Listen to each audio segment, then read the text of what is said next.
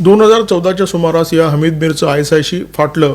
नेमका कशावरून वाद झाला हे माहीत नाही, पण 2014मध्ये हमीद मीरवर हल्ला झाला आणि हा हल्ला ISIने केला अशा प्रकारची चर्चा पाकिस्तानमध्ये होती. 2014 नंतर आज 2025 आहे. 11 वर्षांचा काळ लोटलेला आहे आणि या 11 वर्षांच्या काळामध्ये हमीद मीर पाकिस्तानमध्ये जिवंत आहे आणि तो पत्रकारिता सुद्धा करतोय.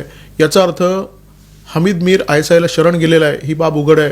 याच हमीद मीरने जयराम रमेश आणि काँग्रेस यांनी पेरलेला सरेंडर मोदी हा शब्द उचलला आणि तो वापरला G7 या परिषदेच्या संदर्भात.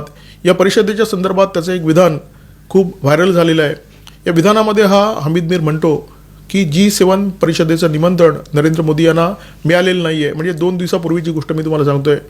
या G7 परिषदेचं निमंत्रण नरेंद्र मोदी यांना मिळालेलं नाही आहे. सरेंडर मोदी यांचा प्रभाव दिवसेंदिवस कमी होतोय आणि याच्या पुढे तो आणखी कमी होत जाईल अशी मुक्ताफळं या हमीद मीरने उधळलेली आहेत.